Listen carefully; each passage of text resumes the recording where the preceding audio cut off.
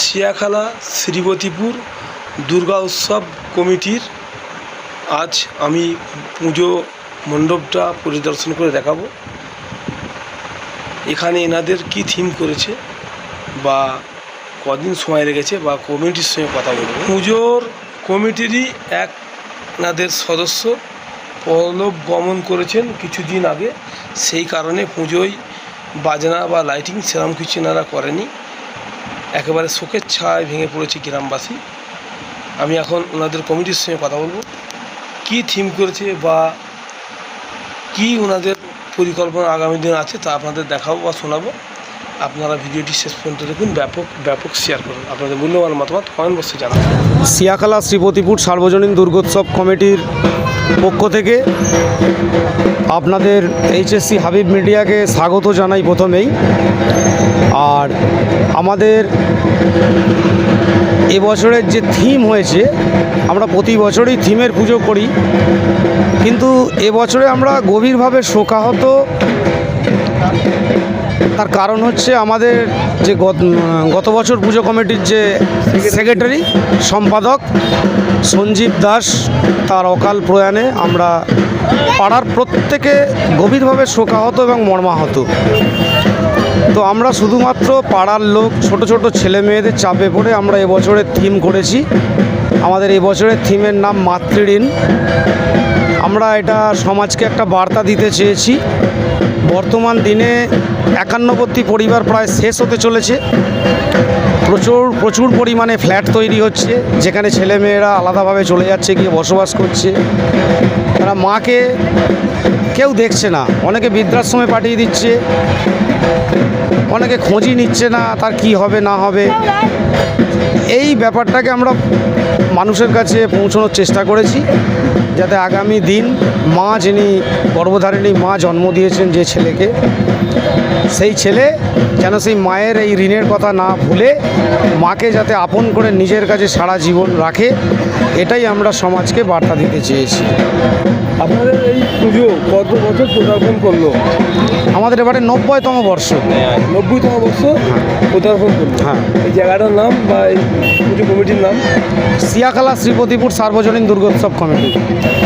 আমাদের পূজা যে কমিটি, তার নাম হচ্ছে সিয়াখালা শ্রীপতিপুর সার্বজনীন দুর্গোৎসব কমিটি। অর্থাৎ আমাদের প্যান্ডেলটা যে সিয়াখালা, প্যান্ডেলের পাশের যে বাড়িগুলো আছে সেগুলো শ্রীপতিপুর।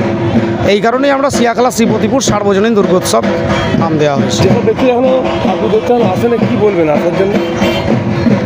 অ্যাকচুয়াল ব্যাপারটা হচ্ছে, আমরা তো এবারে কোনোরকমভাবেই মাইক বা বক্স এসব কিছু টোটাল বন্ধ করে দিয়েছি। টোটালি বন্ধ আছে। তা মানুষের কাছে আগত দর্শনার্থীদেরকে বার্তা দিতে গেলে মাইকটা খুবই জরুরি, এটা আমরা জানি। কিন্তু প্রতি বছর আমরা গতবারে প্রথম হয়েছিলাম হরিপাল থানায়, তার আগে দ্বিতীয় হয়েছিলাম, তার আগে দ্বিতীয় হয়েছিলাম থিমেতে। সেই কারণেই মানুষের কাছে পরিচিতি আছে আমাদের প্যান্ডেলটার। মানুষ আপনি আপ আসছে, অটোমেটিক আসছে। আমাদের ভলেন্টিয়াররা আছে, সমস্ত ভিড় সামলাচ্ছেন, রাস্তা পরিষ্কার রাখছেন, চেষ্টা করছে সবাই। আপনার নাম রেজিস্ট্রেশন? আমার নাম রঘুনাথ মালিক, আমি এই পুজো কমিটির উপদেষ্টা মণ্ডলীর একজন। কি বলবেন?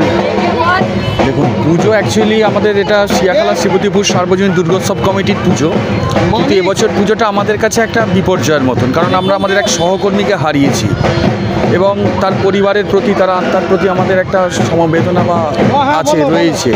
সেই জায়গায় দাঁড়িয়ে আমাদের খুব তাড়াতাড়ির মধ্যে অ্যারেঞ্জমেন্ট করতে হয়েছে। যা কিছু করেছে আমাদের ছোট ছোট ছেলেরা করেছে, 30 থেকে 35 দিন সময়ের মধ্যে এই জিনিসটাকে দাঁড় করিয়েছে। তার জন্য আমি আমার তরফ থেকে অন্তত ওদেরকে সাধুবাদ জানাই, যে ওদের একটি এই অক্লান্ত পরিশ্রম এই কম সময়ের মধ্যে এটা খুব একটা দেখা যায় না। আর আমাদের এবারে থিম হচ্ছে মাতৃঋণ।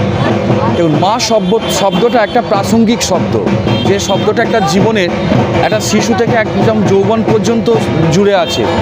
কিন্তু সেই মাই আজকে বর্তমান জীবনে, গতিময় জীবনে মা শব্দটা কিন্তু হারিয়ে যেতে বসেছে। মা উচ্চশিক্ষিত পরিবারই আমরা দেখতে পাচ্ছি বেশিরভাগ ক্ষেত্রেই যেটা ঘটছে, যে মাকে হয়তো বৃদ্ধাশ্রমে কিংবা মাকে হয়তো বাড়ি ছাড়া হতে হচ্ছে পারিবারিক চাপের ক্ষেত্রে। রাস্তা ছেড়ে চলেও আসছে। শব্দটা নিয়ে সেটা 100 বার, এটা তো একদম সত্যি কথা যে বর্তমানে মা, আমি যে ওই যে বললাম যে মা শব্দটা এখন অপ্রাসঙ্গিক হয়ে দাঁড়িয়েছে। তা এই যে এটা একটা কিন্তু সামাজিক অবক্ষয়, এই সামাজিক অবক্ষয়টাকে একদম সবার সামনে চোখে আঙুল দিয়ে আমরা দেখিয়ে দিতে চলেছি এবং সেটার জন্যই আমাদের এবারে থিম মাতৃঋণ।